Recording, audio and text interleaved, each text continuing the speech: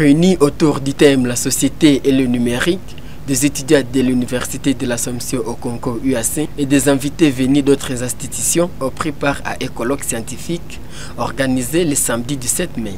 Parmi les conférenciers, le docteur Nzanzu Kalima, médecin traitant à l'hôpital général de référence secondaire de Matanda, a entretenu l'assemblée sur les sous-thèmes « La santé face au numérique, atouts et désavantages ».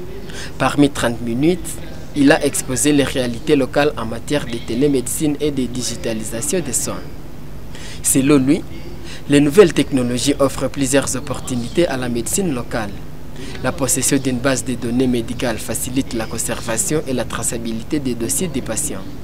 La télémédecine permet de consulter à distance, notamment dans des zones rurales difficilement accessibles. À cela s'ajoute le suivi en ligne des malades atteints de pathologies chroniques, ce qui améliore la continuité. Et si cet hôpital où vous faites consulter est en connexion avec d'autres hôpitaux dans le pays ou à l'étranger, même si vous allez à l'étranger, on peut retrouver toutes vos données. Toujours avec le numérique, il y a des guides de bonnes pratiques. Et ces guides de bonnes pratiques, ce sont des guides qui permettent de savoir si ce que le médecin fait, ce que l'infirmier pose comme acte, ça concorde avec ce qui devrait être fait. Vous avez ce qu'on appelle aussi la télémédecine. Cette télémédecine, elle vous permet de faire même des consultations à distance.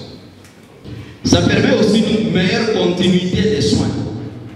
Lorsque vous allez revenir, on va retrouver votre dossier. Mais au-delà des avantages, les médecins préviennent contre certaines dérives. La dépendance excessive à la technologie peut entraîner des difficultés d'accès pour des patients non connectés ou vivant dans des zones sans électricité stable ni réseau internet fiable. La relation humaine entre médecins et patients risque aussi de s'appauvrir, ce qui peut nuire à la qualité du diagnostic. Par ailleurs, le risque d'exposition aux radiations et la fragilité de la confidentialité des données médicales inquiètent. Ce qui fait que cette relation-là, soignant-patient, elle est très très importante. Et si jamais on ne le fait pas avec le numérique, nous sommes en train de perdre cette relation humaine. Il y a une dépendance technologique. Il suffit qu'il y ait une panne. Le réseau est coupé. Vous allez voir que personne ne sera consulté. Il y a des illettrés. Beaucoup d'adultes, les personnes âgées, utilisent rarement les téléphones. Il y a même ceux-là même pour écrire un message et envoyer, c'est tout un problème. Il y a des zones non connectées. Ce ne sont pas tous les villages qui ont des antennes. Et même s'il y a des antennes, ils utilisent le carburant.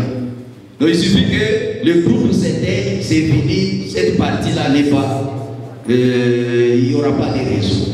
Ou il suffit qu'il y ait une attaque armée, les gens arrêtent, ils prennent la zone, vous n'avez pas le temps d'aller mettre le carburant là-bas, c'est fini, la zone là sera pétue. C'est une égalité d'accès à ces soins. Le docteur insiste sur le fait que la réussite de la médecine numérique repose sur plusieurs préalables. Une alimentation électrique constante, une connexion Internet sécurisée et la protection rigoureuse des informations médicales des patients.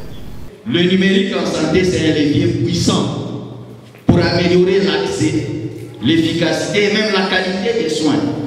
Mais il doit être encadré pour limiter les effets négatifs, notamment sur l'équité. Les gens doivent être soignés de la même façon et sur la sécurité. On doit protéger les données. Donc, il faudrait qu'on ait vraiment un réseau qui soit stable. Ainsi, à Butembo, le numérique s'intègre progressivement dans la médecine. Mais les acteurs de la santé appellent à une utilisation responsable de ces outils pour que progrès technologique rime avec accès équitable et qualité des soins.